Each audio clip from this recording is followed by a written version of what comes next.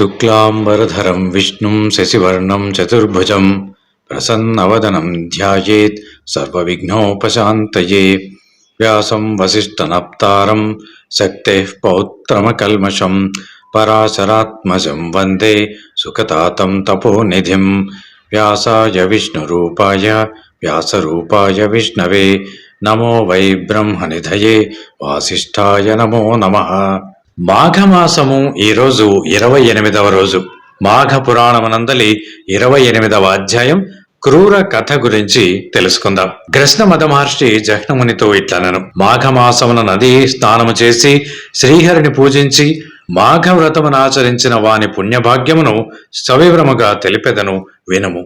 అట్టివాడు దివ్య విమానమునెక్కి పూజ్యుడై తన వంశము వారినందరినీ ఉద్ధరించుచు పుణ్యలోకమున చేరును.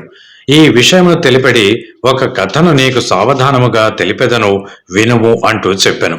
పూర్వము ద్వాపర యుగమున విదేహ దేశమున క్రూర అను పేరుగల శూద్ర స్త్రీ ఉండెను.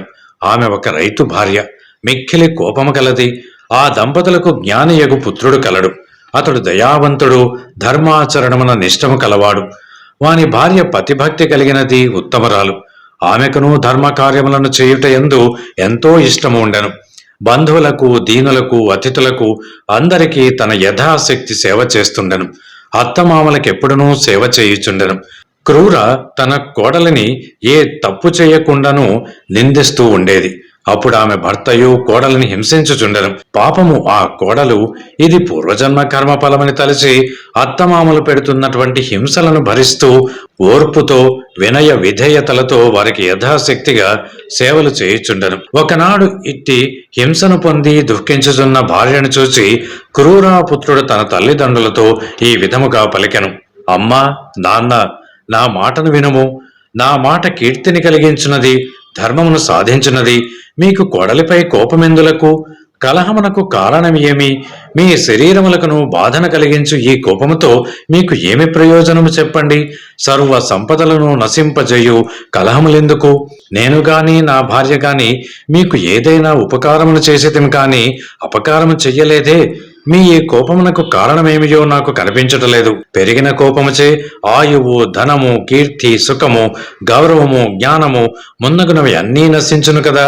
సర్వజ్ఞులైన పెద్దలైన మీరు కోపమును మాని మాయందు దయను చూపి సర్వజన సమ్మతమైన ఓర్పును వహించుడు అని పలికెను.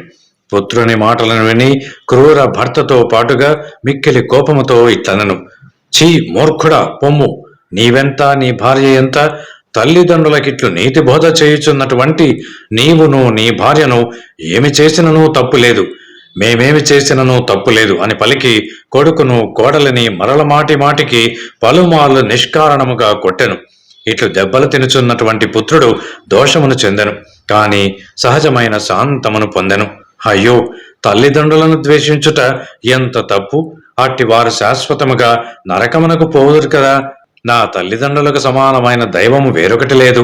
స్త్రీకి భర్తను మించిన దైవమూ లేదు. విష్ణువుతో సమానమైనటువంటి దైవము, గంగతో సమానమగు తీర్థము లేవు కదా అని తలచెను. భార్యను తగు మాటలతో ఊరడించెను. ఓర్పుగా ఉండమని సమాధానపరచెను. కోపిష్టియగు క్రూర కోడలిని కొట్టి ఒక గదిలో బంధించి తలుపులు మూసివేశను. ఆమె కుమారుడు ఈ అకృత్యమును చూచి తల్లిని ఏమియో అనలేక, పితృభక్తి వలన ఏమియో చెయ్యలేక మౌనముగా బాధపడుచు పూర్వము వలనే తల్లిదండ్రులకు సేవ చేయుచుండెను. కోడలు ఆ గదిలో 7 రోజులు అన్నము నీరు లేక ఆ విధముగా నిర్బంధములో నుండెను. ఇరుగు పొరుగు వారు, బంధువులు, మిత్రులు ఈ పని కూడదని చెప్పినను క్రూర వారి మాటలను వినిపించుకోలేదు. కోడలిని అట్లే నిర్బంధించి పీడించెను. 7వ దినమున కోడలు అన్నము నీరు లేకుండాచే దుఃఖించి దుఃఖించి కృశించి మరణించెను. 12వ దినమున క్రూర కుమారుడు భార్యను చూడవలయనంటూ తల్లికి తెలియకుండా తలుపు తెరిచి చూచెను. మరణించిన భార్యను చూచి సంతాపము నుండి నిశ్చేష్టుడై ఉండెను. కొంతకాలమునకు స్పృహ వచ్చి చిరకాలము దుఃఖించెను. గాలికి పడిన చెట్టు వలె దుఃఖభారముచే నేలపై పడెను. క్రూర ఆ తలుపు తెరిచి ఉండుటను గమనించి కోపించెను. మరణించిన కోడలిని, దుఃఖ వివసుడైన పుత్రుని చూచెను. ఆశ్చర్యము! ఆమెకును దుఃఖము ఎక్కువగా వచ్చెను. ఆమె చేతులతో కొట్టుకొనుచు చిరకాలము శోకించెను. ఆమె ఏడ్పును విని అందరూ ఏమి అనుచూ చూడవచ్చిరి. ఈ విషయము తెలుసుకొని క్రూరను బహువిధములుగా నిందించిరి. కొందరు బంధువులు కోడలి శవమును కొనిపోయి దానము చేసిరి. క్రూర కుమారుడు దుఃఖమును భరింపలేక అచ్చట ఉండలేక గంగా తీరమును చేరను. కొంతకాలమునకు శోక భారమున అతడు కూడా మరణించెను. క్రూర పశ్చాత్తాపం పొందెను. పుత్ర శోకమును భరింపలేక చిరకాలము దుఃఖించుచుండెను.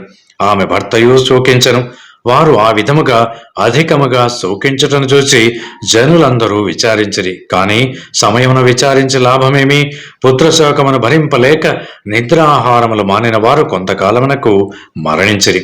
యమలోకమునకు చేరిరి వారు అసిపత్ర నరకము చిరకాలము అనుభవించిరి. ఆ తరువాత చంపాతీరమున సర్పములై జన్మించిరి. రావి చెట్టు త్వరలో నివసిస్తూ కొంతకాలమునకు ధీరుడు ఉపధీరుడు అని ఇద్దరు సజ్జనులు అచ్చటికి వచ్చిరి.